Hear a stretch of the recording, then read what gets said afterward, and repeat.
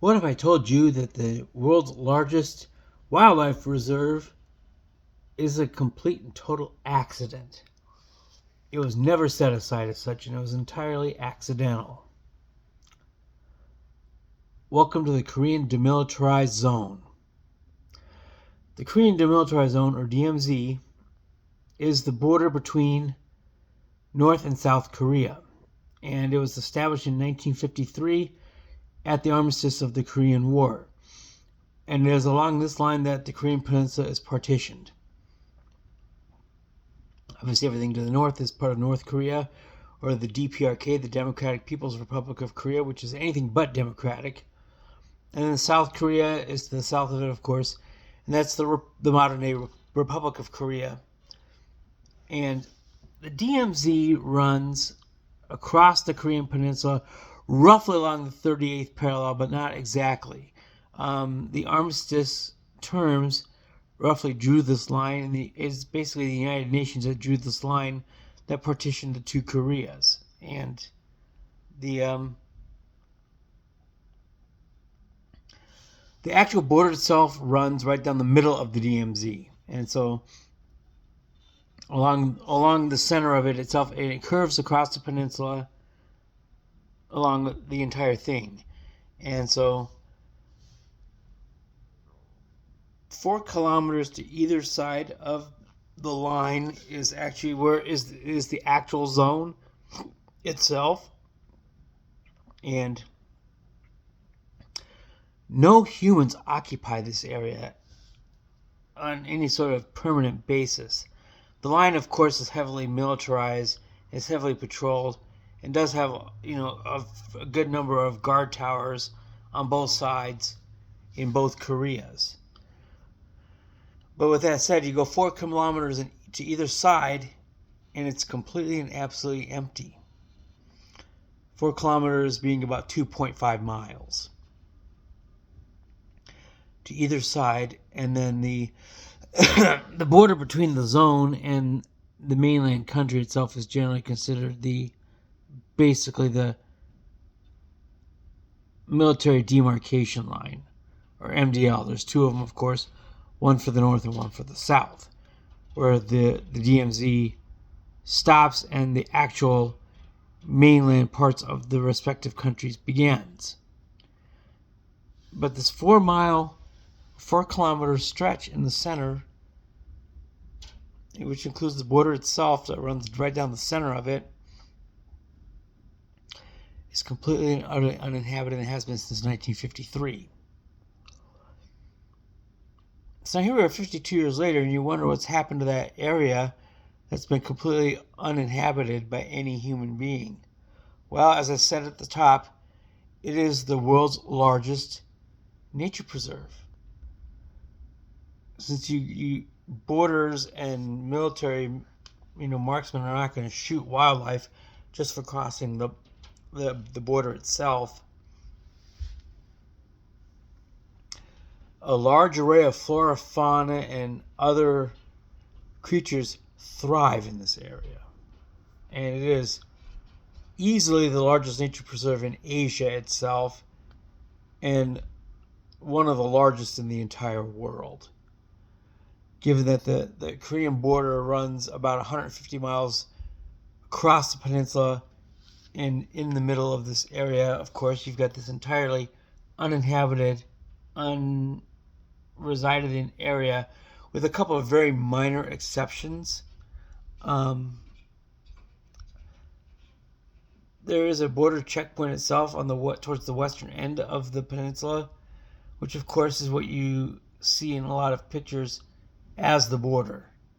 And the truce village is called Panmunjom, and it is again towards the western end of this line and the western end of the DMZ. There is where you will see it was called the Joint Security Area, or the JSA, which is where both of the Koreas meet, and there is a large building on the South Korean side, and then on the North Korean portion of the border itself, And on the border itself, there's a series of blue houses. And the border literally runs through every building there. I believe there's 5 of them. I'll have to count next time I see it. But this is the joint security area. And it's really the only part of the border with human life at this point. So this is not part of the wildlife area. It is part of the joint security area. And this is where the two Koreas people will meet for occasional mandatory meetings or occasional necessary meetings between the two sides.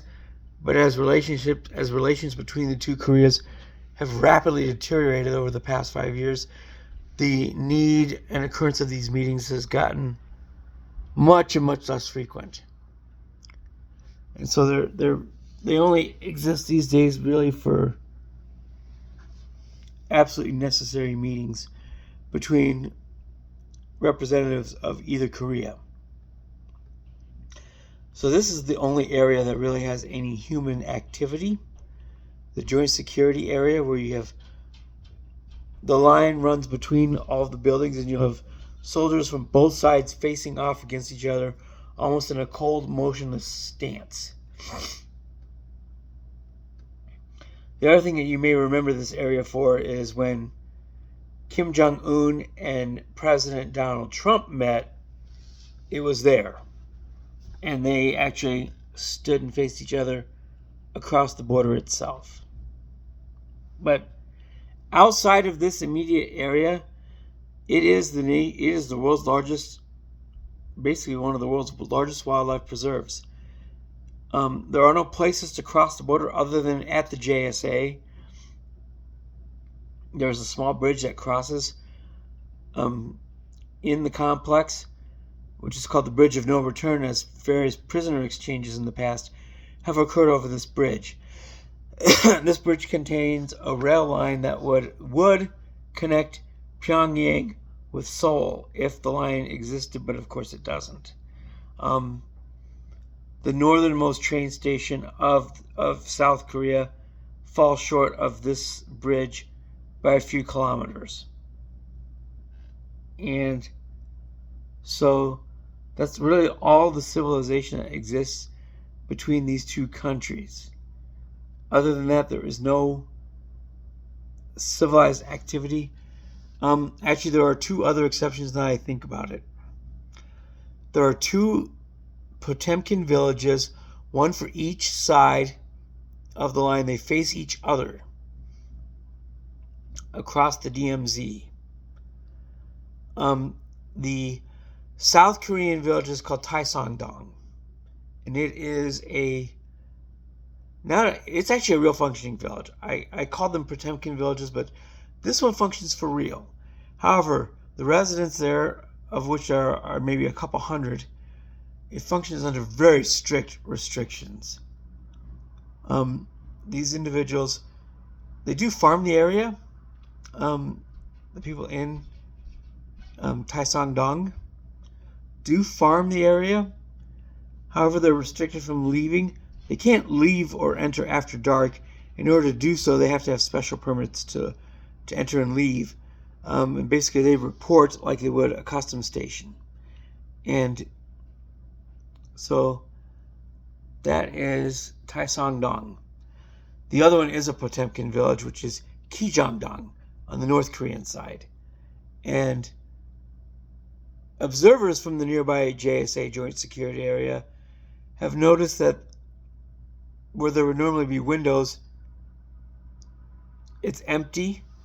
They've seen lights that go off and on in the village to try to fake people into thinking that it's a real village. But soldiers who have observed this from the JSA typically tend to believe that they're set on timers. And so it's also a place where a lot of propaganda has crossed the border over the years. So Taesongdong initially built a flagpole to fly the South Korean flag at several hundred feet high above the plains, and propaganda messages were broadcast from there into the north. Now, of course, the North got a little bit infuriated by this, and so they raised their own flagpole over Kijangdong, and they built it about 50 feet higher than the South Korean counterpart. And this also hoisted the DPRK flag, and they also broadcast their own propaganda, primarily targeted at soldiers in the South to try to lure them to cross the line and settle and move into the North. These messages have succeeded on occasion. There have been soldiers in the South that have fled to the North, and vice versa at this spot. So you have the flags at Taesongdong and Kijangdong. You could almost call it a dong measuring contest. Whose dong is taller than the other? Well, it eventually came to a point where around 2020, the two sides had enough. I believe the flags are still there, but there was an agreement that was struck to stop the propaganda messages from going over the border to each other. And so those loudspeaker messages don't exist anymore, and which is fine, because right now they would be broadcasting largely to wildlife. And in one of the world's largest wildlife preserves, again, not created on purpose, it was completely done by accident. Or as Bob Ross would have called it, a happy little accident. At some juncture, I believe that, you will have, I think, in my opinion, the North Korean regime will eventually collapse. And the result will be the restoration of free flow across the DMZ. That said, I would actually like to see it preserved in its present state, because I think the flourishment of a natural preserve, which has generally contributed to the overall ecological well-being of the Korean Peninsula, I think deserves to be protected. So I think this wildlife preserve, even after the DPRK, if the DPRK eventually collapses, that should be preserved. The DPRK and Kim Jong-un back in 2023 declared that they are no longer pursuing reconciliation with the South, which I believe means that the only way Kim Jong-un can see a reunification is if his country takes over the other one. Not going to happen. There are too many, South Korea has too many military allies willing to protect them in the case of a North Korean invasion. So if the other scenario occurs, I believe the DMZ should be preserved as is, with no real mass human development in it. There is an example for this. It was called the Inter-German border. It was the border between West and East Germany. That beltway also had a very evacuated and empty strip of land in between them. These days, that strip or corridor is a natural wildlife preserve officially, within the newly united Republic of Germany. And so this strip is preserved, rather green, rather lush, bike trails and everything else in the middle of it. This could be a template for the Korean Peninsula at some point. So that is my episode for tonight. Yes, the Korean DMZ is the world's largest, one of the world's largest wildlife preserves, and certainly completely accidental. So that's it for tonight. We'll see you later on. Enjoy it and have a good night, and peace out, homies.